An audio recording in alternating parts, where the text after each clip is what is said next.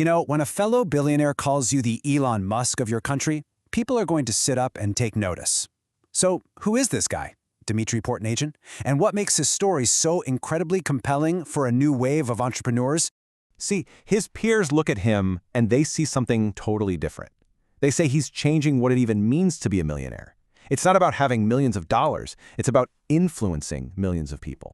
He's become this living, breathing blueprint for anyone who wants to break the mold, a guiding star, right? So the big question is, what's his secret? What are the core principles that took him from absolutely nowhere to where he is today? Well, that's what we're going to dive into. We're breaking down the core ideas from his best-selling book, Transformer, and pulling out the exact keys he says he used to unlock a whole new life. And trust me, it all kicks off with an idea that might surprise you. Think about this for a second.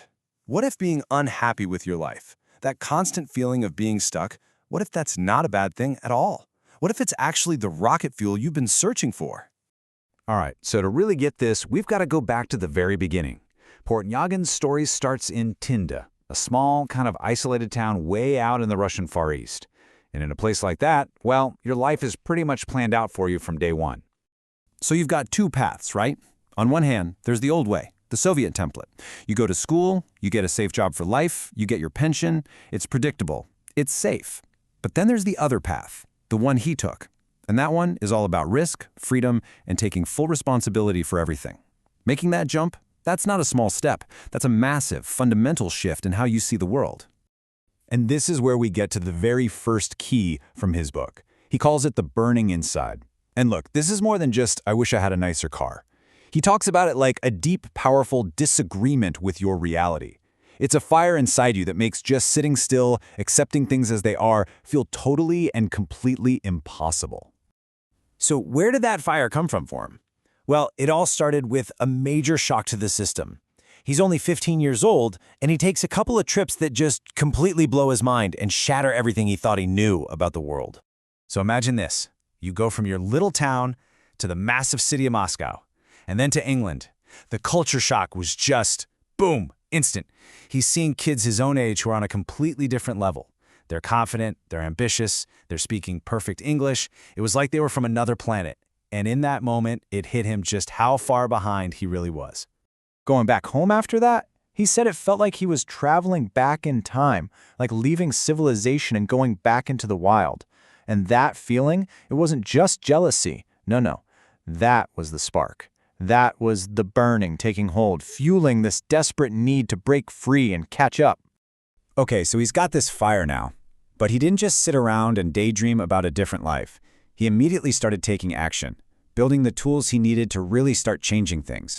And I mean, this guy was not afraid to hustle. He did whatever it took. Security guard at an arcade? Done. Stocking shelves at a grocery store? You bet. Every single job was a learning experience. But it was when he started working as a tour guide in China, that's when the light bulb really went off. He saw this huge business opportunity just sitting there, waiting for someone to grab it.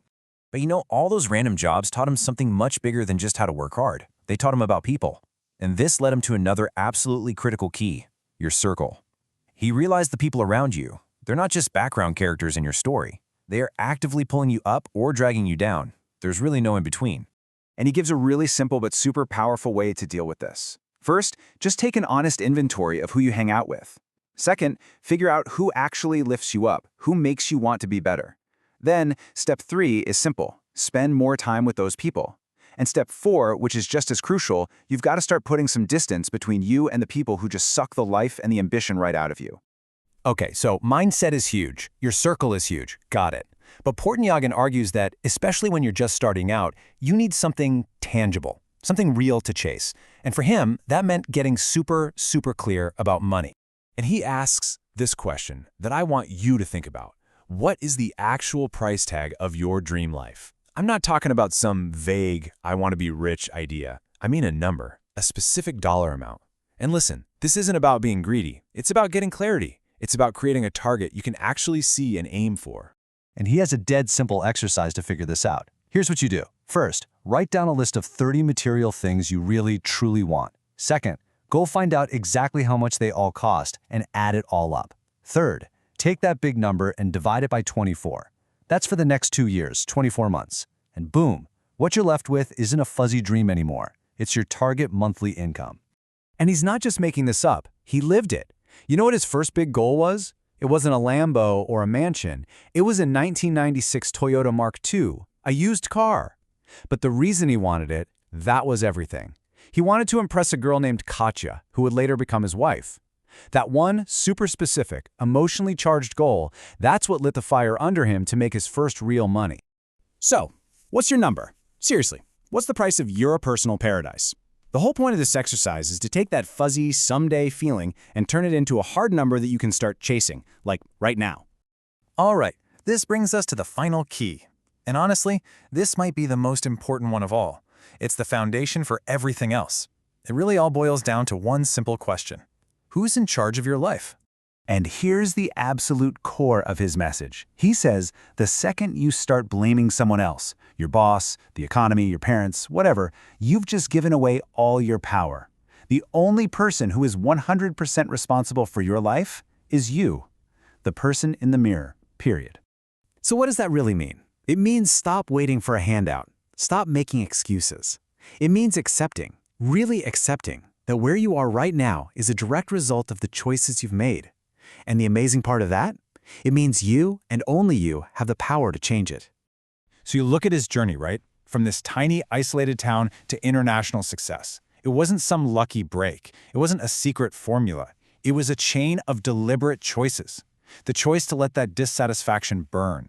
The choice to build the right circle. And maybe most importantly, the choice to take complete and total ownership of his future. He's basically handed you the very keys he used to build his new reality. So now the only question left is, which door are you going to unlock first?